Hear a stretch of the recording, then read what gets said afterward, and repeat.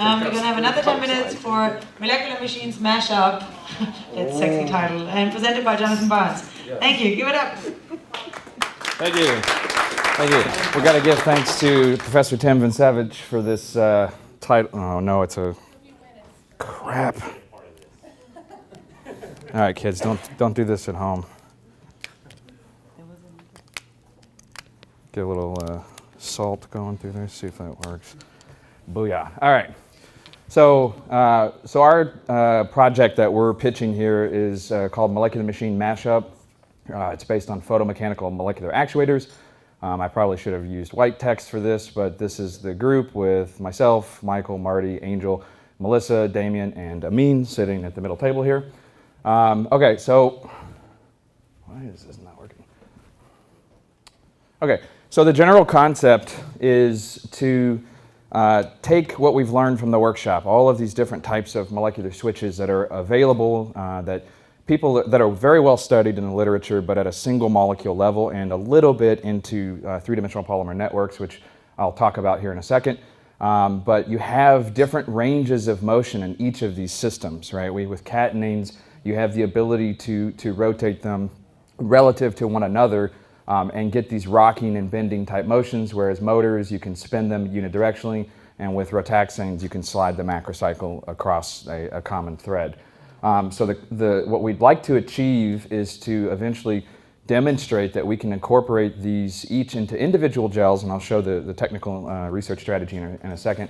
But then ultimately at the end, what if you could put all three of these into a single material and you could activate each one with a different wavelength of light. So you could use UV, you could use visible light, and you could use near IR light. So you have orthogonal selectivity over the switch that's in the material. So you could activate them selectively in an integrated system.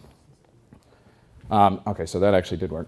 So then you'd have actuation, and the key critical point here is that your mesh size of your 3D polymer network decreases when you have any level of contraction. And the fundamental question we seek to investigate is what kind of degrees of contraction and rates of contraction can we get from each of these individual building blocks. So what's the prior art? As I mentioned at the end of my introductory talk, Feringa motors have been incorporated into three-dimensional polymer networks.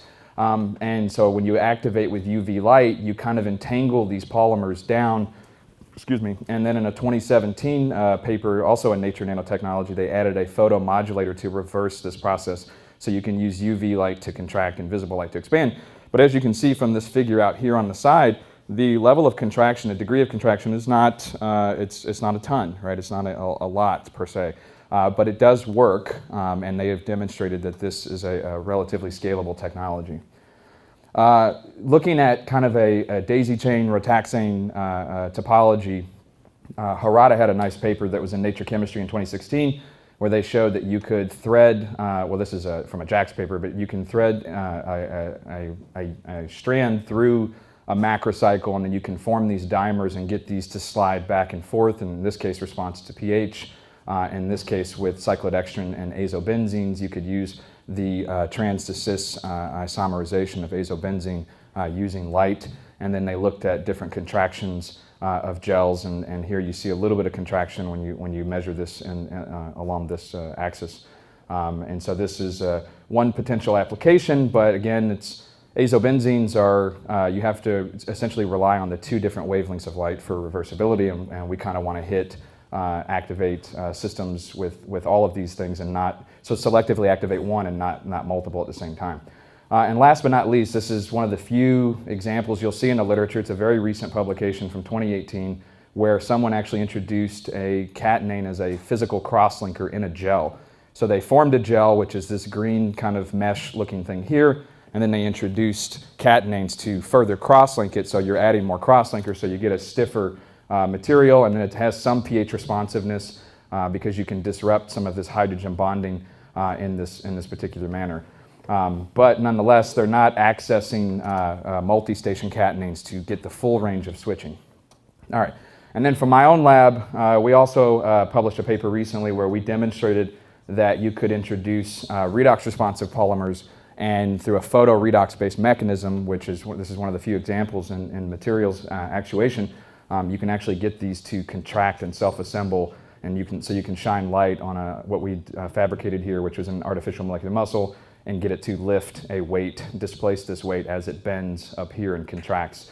And so there is a lot of proof of concept in the literature, but there hasn't been any demonstration of integrating any of these systems and trying to then tap into the orthogonality of using different wavelengths of light. Okay, so our proposal is to do just that, but to think more in kind of an assembly line kind of manner. What if we were able to make a gel that had a Faringa motor built into it, and then build off of that, grow another gel that has a catenane switch built into it, and then likewise these different rotaxane type crosslinkers into the gel itself. And then you would literally be able to build this up in a linear fashion. You could make grids with it, whatever you want. So you could have any cube change or contract corresponding to the amount of wavelength of light that you shine on the material. And so this would be a way to build up and truly integrate into going from molecular level to a macroscopic level in terms of different mechanisms of actuating materials. And then one interesting way to think about this is to kind of, like I said in this morning's brief kind of update, which was to turn this on its side and make thin films of this, because now you have different layers that can be activated with different wavelengths of light. So you could segmentally go through and close that mesh size down and exclude things depending on the degree of contraction of the molecular switch. You could have different size exclusion barriers that you've introduced into a single film or a membrane. And so this would be one potential application. And then I'm going to hand it over here to Shawn to kind of wrap us up. All right, so everything he's mentioned so far, we estimate to be doable in under 3 years, is what the estimates are, and hopefully around 500K. Many organizations should want to fund this because it's essentially a tool. It's a tool that can be applied to quite a few other problems, but easily fully delivered in under 3 years. If you can do this, though, it actually enables quite a few other applications. He mentioned the nanomembranes or the switchable gates. As it opens up, you allow stop flow or start flow. But then you have soft robotics, right? You can use this as the thin films he showed you. You can actually use them in any shape. You can make cylinders out of them or cubes and start to use them as a tool that enables you to do small actuation at the nanoscale. And then you can think about active optics. So if we think about these little lenses here, if you started doing thin films with this technology and you had different layers inside of it, you could start to excite and change the focal length actively on the fly from an external source or external stress. You can also do defect correction, right? So if you have lenses are really hard to make, big lenses, and doing them, polishing them is very expensive. So if you actually have this material, you can do small modifications using light to basically correct defects. Sort of like shimming an NMR. You basically didn't hit the right parameters to have the perfect lens. Then you can also play around with the idea of modifying quantum dots. People have been doing quantum dots for quite some time. You can have nice core shell structures and modify the band gap with organics. It's the same idea, but if you do, instead of static organic structures, you actually use these gradients. You can then modify how thick that organic layer is. So you actually can tune the band gap on the fly from an external source. So all those things could introduce quite a few neat tools for the experimental community. So we're excited to present it. Okay, we have a minute or so for questions. Hi, thank you. I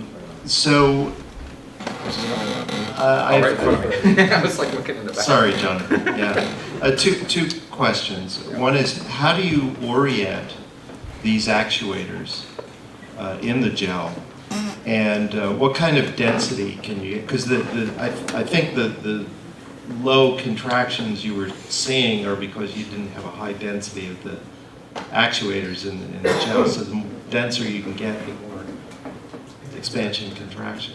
Do you want me to answer that one, or do you have a follow-up on? That's it. Oh, that's it. Okay. So yeah, so in that work that was shown by Harada and others in Giusepponi, they do need a high density of these to be their molecular junctions, and so they've got a fair amount, but it really depends on kind of the elastic polymer in between, right? So your filler. So if you want to make those shorter molecular weights, shorter chains, you could have a higher density of your active component. And so the nice thing is you can control that. And so in the first premise, just the proof of concept, phase 1 type research, we're not necessarily concerned whether or not, which I think is kind of more of a follow-up answer to the question is, we're not concerned necessarily with anisotropy or anisotropic type contractions. We just, if it's isotropic and it goes in all directions, that's fine. And then we can do a density study where we build up the concentration of the actuator and then compare that to how much, like, is there a correlation, right? How much of it's present? How much does it contract? What are the rates of contraction? Can we do it with organic solvents? It doesn't have to be necessarily a hydrogel, it could be an organogel. There's a lot of different modifications, but the beauty of the chemistry with this is that it's completely moldable and malleable. So whatever shape you want to make, you just need a mold for it. Or if you actually, some of the stuff that we're kind of headed towards in my lab is actually coating. So we've changed the chemistry of our polymers and we can actually coat any surface and anneal it within 5 to 10 minutes. And now you have an actuator that could be the shape of this podium. So it doesn't matter. I mean, it's a scalable technology because whatever the other polymer is, commercial polymers are cheap. And so if you want something that's a little more glassy, we can introduce polystyrene or polystyrene block copolymers. If you want something that's like butadiene type rubbers, we can put that in there as well. And so you can get more elastic, tougher materials. It's completely modular. Okay. Thank you so much. Great.